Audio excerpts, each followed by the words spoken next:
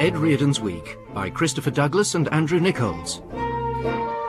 Episode 1. The Swim. Monday. It is the morning of my 52nd birthday. Not that you'd know that from the Today's Birthdays column of The Guardian or The Telegraph, or The Independent in its pocket-sized version for pocket-sized brains. The only consolation is that my brother scribblers Nick Hornby and Tony Parsons have been omitted too, though I have to admit the possibility that it may not be their birthdays. Hello? Why has it gone into Times New Roman?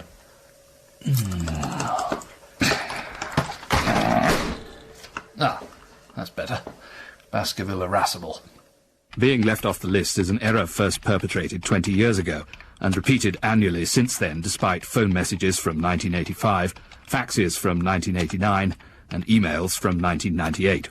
A text message with an unsmiley face last year, and as of today, a jiffy bag filled with the contents of Elgar's litter tray.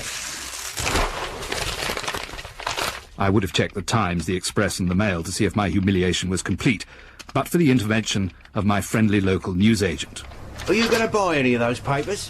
No, I'll just take a copy of the local free sheet. Suburbo. Honestly, what 12-year-old genius came up with that? That's 35p where sold, mate. Just give me a tin of whiskers then. No, in jelly. The gravy one goes everywhere. 47 pence. I see from the new Suburbo that giant Asda plan spells death knell threat for local shops. Oh dear.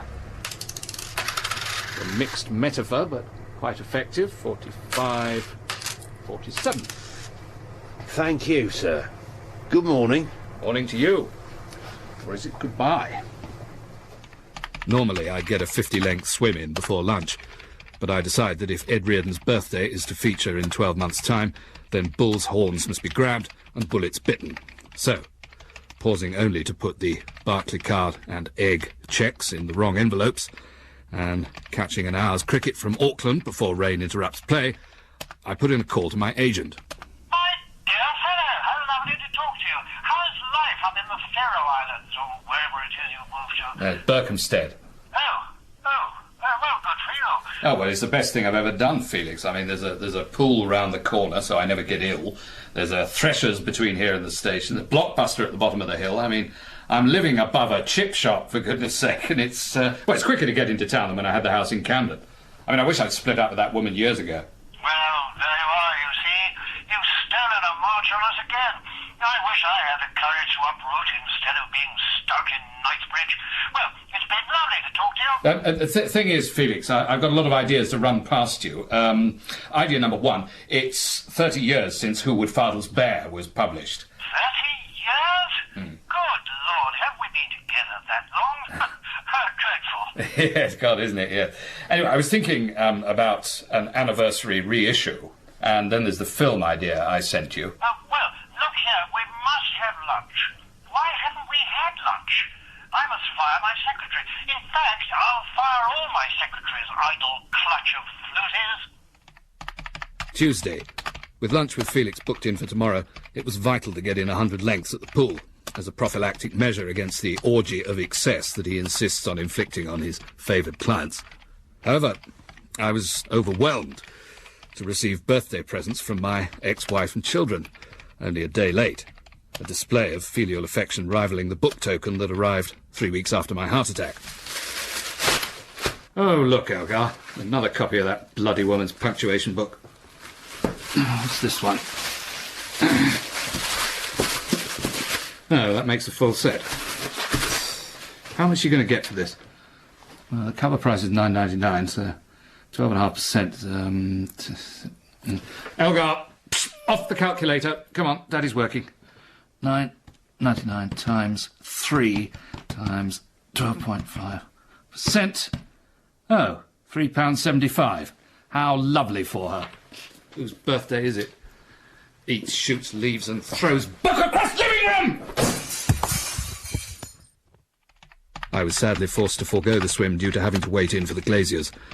Or is it glazes with an apostrophe? Lot of books here, mate. Yes. Did you write them all? No. Bet you wish you'd written this one. Changed my life, I'll tell you that. Turned out I've been using the semicolon incorrectly for years. Wednesday. While searching for my Berkhamsted Leisure Centre over-50s pass in the pockets of my yellow cords prior to the morning swim, I discover, as well as the Berko card, the unstamped return half of a train ticket to London, valid at peak times. Heartened by this good omen, I set off at 9:15 for lunch with my agent. This, however, turns out to be a misnomer on both counts. I appear to have been downsized or outsourced or whatever non-word the 12-year-olds are using these days for being thrown on the scrap heap, unceremoniously, without even a black bin liner to protect me from the rats and scavenging seagulls on the scrap heap pecking away at my rotting entrails. Mr. Reardon? Ah. Hi, I'm Ping. Well, that's very clever of you. How did you recognise me? Oh, you're carrying a copy of your book? We handled the publishing deal, you know. Ah. Well, I hope you don't think I make a habit of this sort of thing. No, because it must be quite valuable. Can't be many left in circulation now. This is true. But as I said to Felix, next year will be the 30th anniversary of Who Would Fardels Bear. So we might be able to persuade the publishers to reissue. Well, right. I'm not sure they still do fiction. They're more Second World War and erotic massage books these days. Felix says sorry, by the way. What for? Not being able to make it.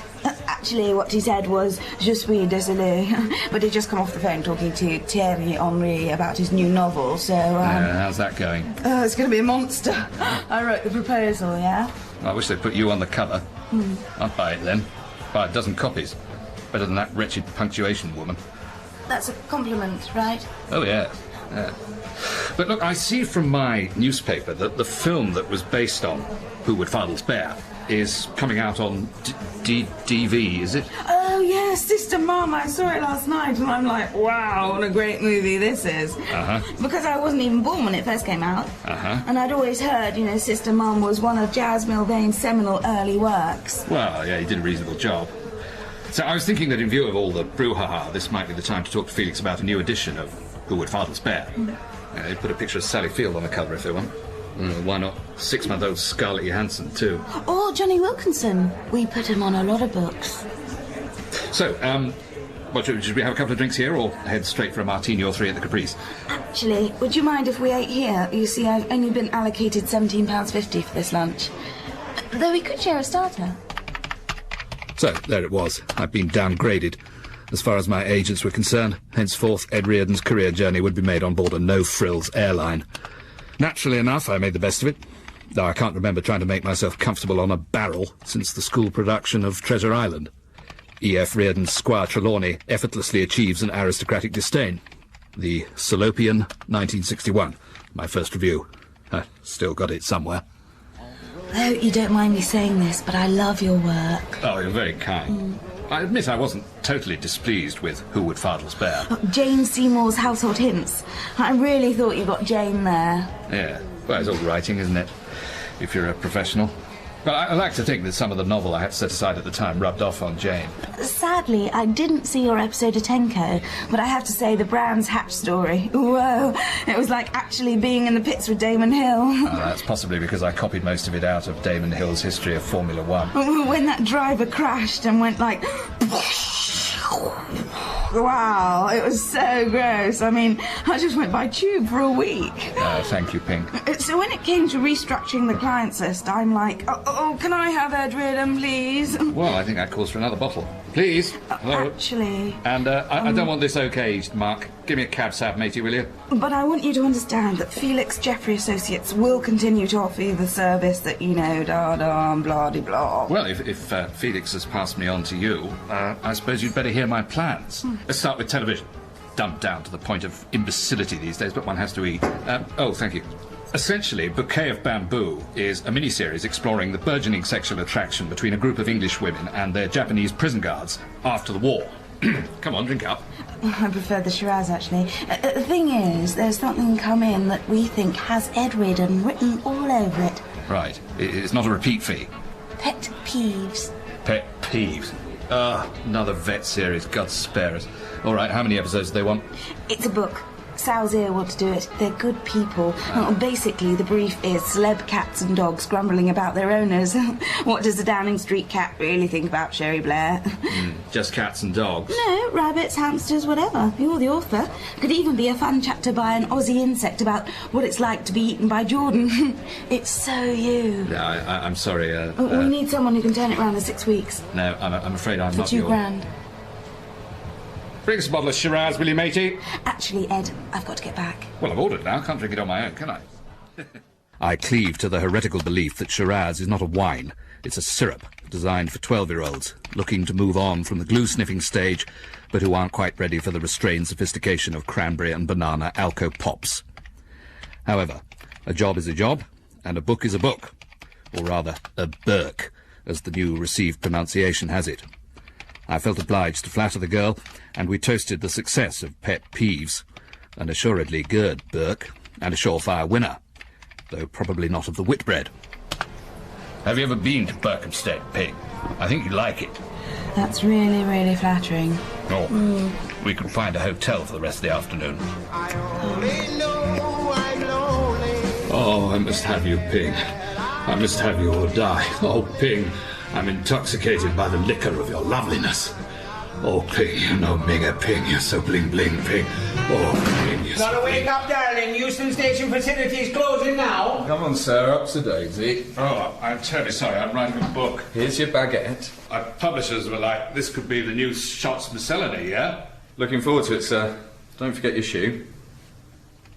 Thursday. No contract for Pet Peeves yet. The thoroughgoing inefficiency of these people really does take the breath away. But I imagine it's just the same for Thierry Henry. And in a spirit of onwards and upwards, I decide to swim off my mood of frustration, not to mention the after effects of last night's excess and the circuitous minicab ride home from Watford, which took care of most of the £30 I had humiliatingly to borrow from Ping. Matey with the A to Z did, however, leave me with enough for both a swim and a sauna, provided I hit the over 50s 10 to 11 a.m. window, otherwise known as the Grey Sharks Zone. And if I've learned one thing during my long career, be it in movies, television, the bitch goddess radio, it's this. And I want you to note this down, please. Write what you know. And nobody knows anything. That doesn't make sense, dear. The rewarding thing about teaching is that you get paid. Unlike the world of publishing, where they dole out the writer's groats as and when it suits them, in teaching, you get £15 in your hand at the end of 3 hours. I believe that when you've reached a certain stage in your profession, it's important to put something back. So I regularly run a Sell That Screenplay course at the University of the Third Age. Loyalty to my employer meant that to be on time, I had to pass on today's swim and go straight up to the 4th floor of the leisure centre, where my class was panting with enthusiasm and exhaustion, because once again the lift was out of order, which always lops a useful 10 minutes off the length of the class. So the phone rings again, and it's the producer, in tears. Ed, the Fardels movie's gone tits up. Well, jugs up, as they say over there. Do you have to swear so much? Yes, he does. That's part of it. The director's dropped out. Lindsay Anderson's playing silly buggers. Can you help us out? We're desperate. Well, who should happen to be on my floor, passed out drunk, but a certain young television director by the name of Jaz Milvane. Big friend. Still talk 2-3 times a day, at least. So I said, come on, wake up. You've got a movie to direct. So, moral of story. You're saying you have to get drunk and lie on the floor? Yes, but more importantly, be in the right place at the right time. What? Drunk on the floor? I don't know. 75p for this. And look at these biscuits. I'd rather have a swim. The thing is, I don't begrudge Jaz 1 penny of his success, and you know why? Because, you see, your Hollywood directors might have their flash cars and their personal assistants and their houses in Notting Hill and Malibu, and the use of Johnny Depp's place in San Moritz or wherever the bloody hell it is. Gustave. Oh, no, that's Beyoncé you're thinking of. It's Chamonix. But you and me, we're the lucky ones. Because, you see, writers are the real rich men of this business. Where you stood there in your tracksuit then? Can't you afford a tie? Well, we've still got a couple of hours to go, so bearing in mind all I've taught you today, let's just have another look at my episode of Tenko. We know it by heart by now, dear. Blink, blink, blink, blink, blonk. Why couldn't he write Minder? Oh, Heartbeat. I like Monica the Clown. So, while I'm just trying to get this thing to work, does anyone have any more questions? Have you ever met Lynn Truss? She's good. And she's got a bob or two. And she didn't get it by resorting to foul language either.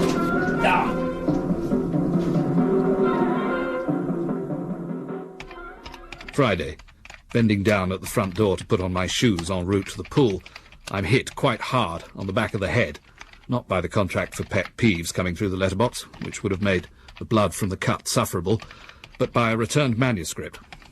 Ed Reardon's little book of publishers' rejections has been turned down on the grounds that 800 pages is too long for that last-minute impulse buy, and supposedly would make it, quote, difficult for customers to get to the till, as it says on what I suppose I now have to call page 801.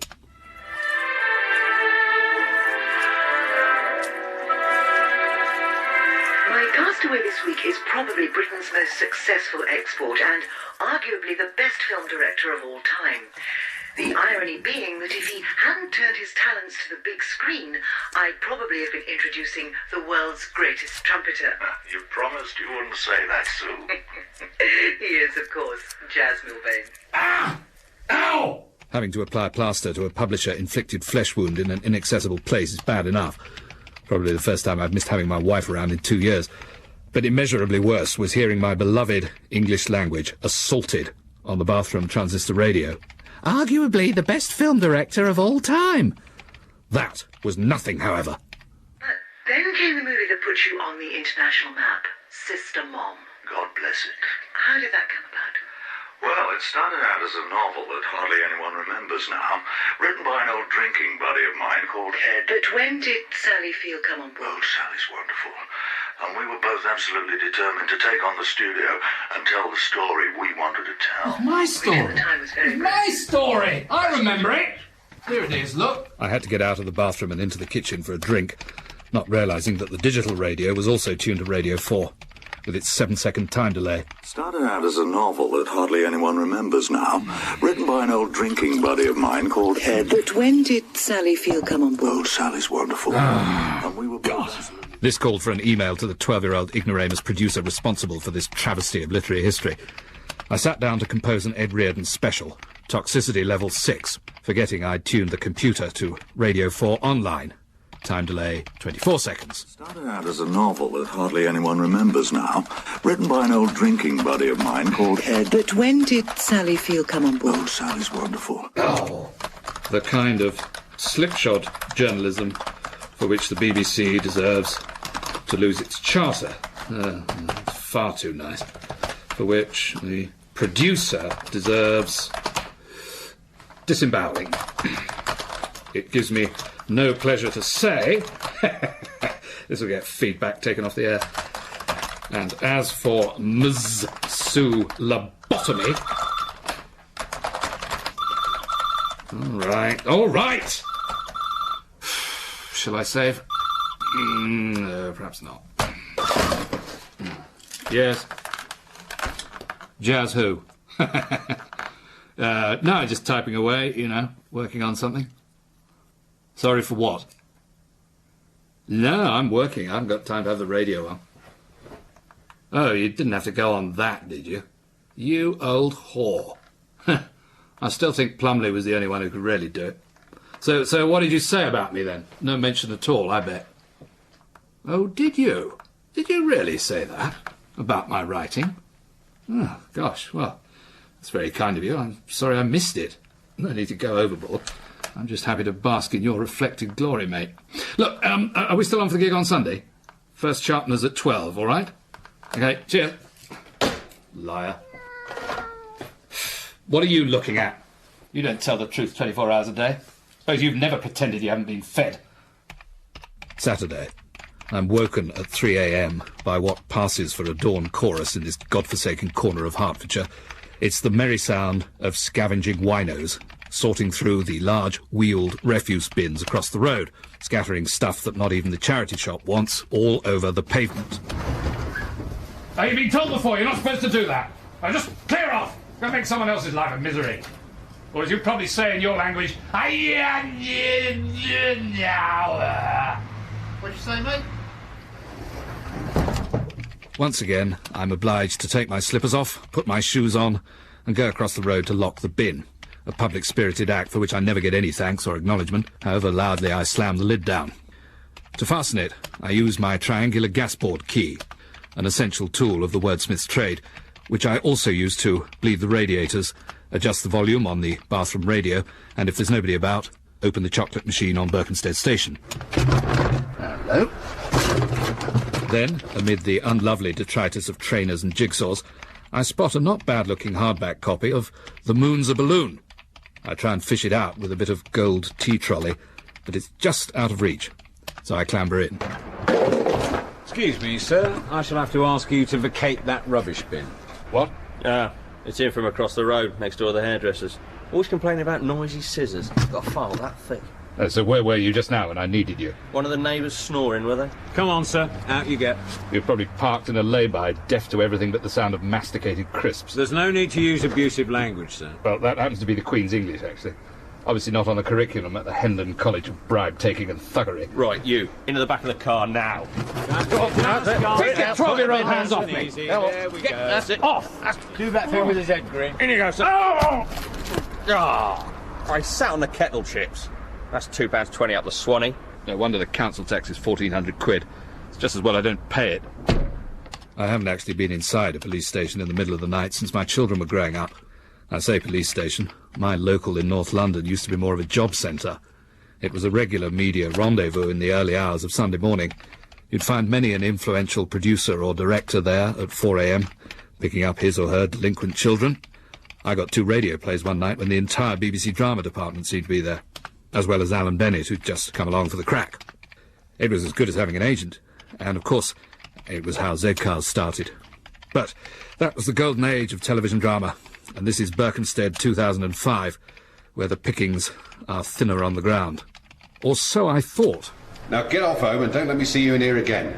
You're a very lucky writer. Just a minute. I'm just reading this poster about volunteers for identity parades. Is this right, what it says? £10 an hour? Correct, sir. Fancy a crack at it, do you? Well, how would I go about? What it entails, sir, is standing in line with a number of other self-employed people, such as yourself, and one genuine suspect. Can be a bit hard on the legs if we don't get a result first time, but... Yeah. Would I just come as I am, or...? Well, perhaps not the pyjamas, but the beard would be a decided advantage for accusations of gross indecency, say. Oh, excellent. Does one get paid in cash? We couldn't really do that, sir, could we? No, I suppose not. So, say I was interested. Should I give you my details? Yeah, well, we do know who you are, sir. We'll be in touch. So don't call 999, we'll call you. Exactly, sir. And don't forget to pay that council tax. All right. By now it was 7 a.m, and the pool was just opening and invitingly empty. But if I was to bring the clear head to bear on Channel 4 racing that afternoon, I needed to get my 8 hours in. Oh, no, Dolly, we mustn't. I'm married to Peggy. No, I can't stop myself either. To hell with society's traditional values. We can have a same-sex wedding. We're both woolly.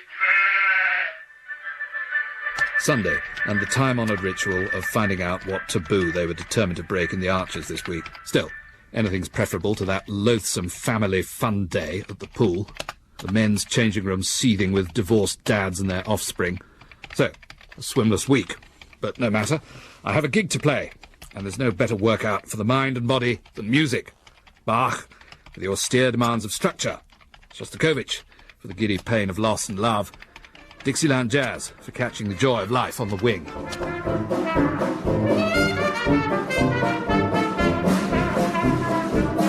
On trumpet all the way from Los Angeles, he's flown in specially this week, Mr. Jaz Milvane.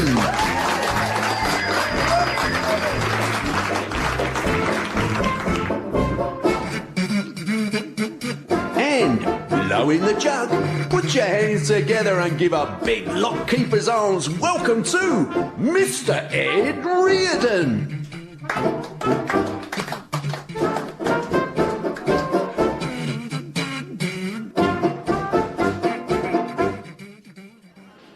Great set, Jaz. Cheers. What are you drinking? Frank, Cliff, Ed? Didn't you get the last 2 rounds? Yes, I did. So what you going to do about it? Well, same again, thanks. Anyway, it was counting. Cost me 12 grand to get over here, so it wasn't a couple of quid. Stick it on the card, sweetheart. Sue, you made it. I said I would. You hear any of that rubbish? Bet that wouldn't be one of your desert island discs. You'd drown yourself. Well, not if I could have you as my luxury. Sue, hi. Ed. Hi. Now, settle an argument. In the unlikely event of me being invited onto your show, which is great, by the way. Thank you. Would I be allowed to take my own book as my book? What book is that? Well, you know, Who Would Fardels Bear? The novel that was the inspiration for Sister Mob. You mentioned it this week. You said you didn't hear it. No, I didn't, but you said you owed your entire career to me. You just hoped you'd done justice to such a wonderful book, was what you said. You said. I didn't remember you saying that, Jaz. Well, maybe it ended up on the cutting room floor. I always think your show should be longer, Sue. I could listen to it all day. That's not what you tell me. You said Plumley was the only one who was any good, and it's gone down to Carsey since then. No offence, Sue. Well, to be honest, I've never liked Sally Field much either. Or treacly Hollywood endings where everyone hugs each other. Rules out a fair chunk of your Jaz, mate. Right. Now it really is Ed's round. Oh, sure. Cliff, Jaz, Frank. Say it again. Ah. Hello, where's my wallet? Here we go. I must have left it outside in the car. You haven't got a car anymore. Janet got it. No, in my car coat. I've left my coat outside. Where's my coat? Same again, sweetheart. Sue? Where's Sue? She left during your solo. There's a plunk's falling in the canal. My ploy of deliberately losing my wallet at the bottom of the lock backfired somewhat when, being empty, it bobbed up to the surface immediately. However, I did finally get to have my swim, albeit a short one, before being rescued by what the local paper described as Hollywood's have-a-go hero. Better news at home. On my return, I found a contract for pet peeves on the doormat, which had been misdelivered to the chip shop next door, judging by the layer of rancid fat on the envelope. And there was yet further evidence that Ed Reardon is the must-have writer of the moment. So, if you could come down to the station between the hours of 5 and 6 and report to our Identity Parade liaison officer. And if you could keep the beard, sir, that'd be lovely. For £10, read 2 bottles of wine. Well, Threshers are currently offering 3 for a tenner. That is, if you don't mind Shiraz, which isn't so bad, I suppose, especially after the second bottle's gone down.